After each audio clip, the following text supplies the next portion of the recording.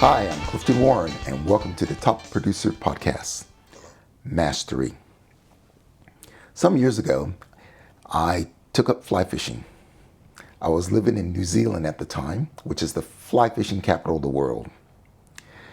And I knew a lot of business people that fly fish, so I figured it'd be a great opportunity to network and be good for business development. But I knew nothing about it.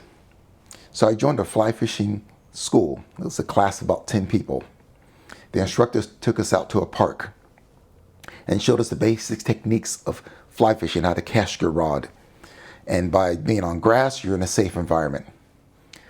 He was observing my technique after the instruction, and he stood back and he watched, and he stopped me.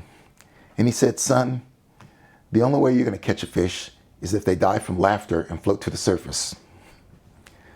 Nevertheless, I kept at it. I bought all the gear, waders, the right flies, hat, sunglasses. I had it all. I looked pretty good as a fly fisherman. And for one solid year, I didn't catch a fish at all. I was asked to go fishing with some buddies out in the Tongariro River, which is in North Island, New Zealand. And as I was too embarrassed to tell them that I've never caught a fish before. But nevertheless, when we got to the spot, we all went our separate ways, which I was grateful for. And I found a little spot. And I cast my line out in the water. And as I pulled it back in, I felt a little tug. And I thought I snagged another rock or a log. But as I pulled my rod to free my line, there was a tug back, which meant I had a fish. Well, the excitement was there. I was so excited. So as I reeled my line in, I saw a fish flopping out of the water. Now at this point, I never caught a fish before, so I did not know what to do. So the only thing I think of was I kept walking backwards along the sand until the fish was out of the water and on the beach. I then jumped on top of the fish until it stopped wiggling around, which meant that it was essentially dead.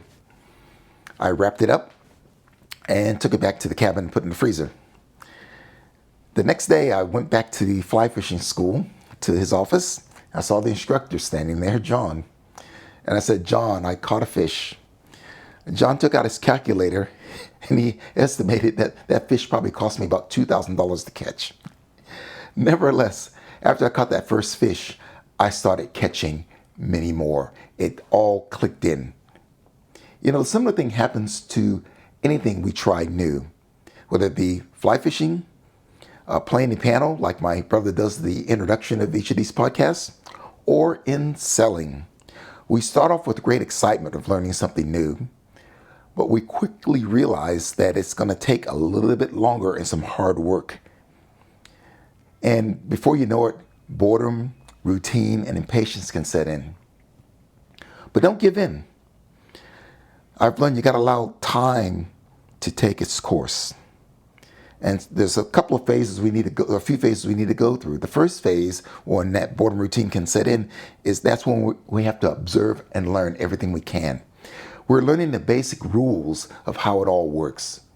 In selling and fishing. So in selling, it's about making appointments, the right language, having the confidence.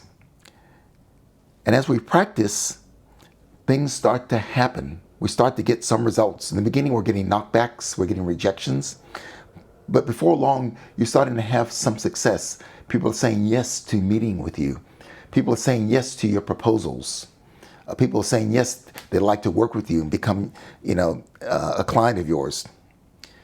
And when that happens, you start to gain fluency. As you start to learn the basic skills, your confidence grows. You move from being a student to a practitioner.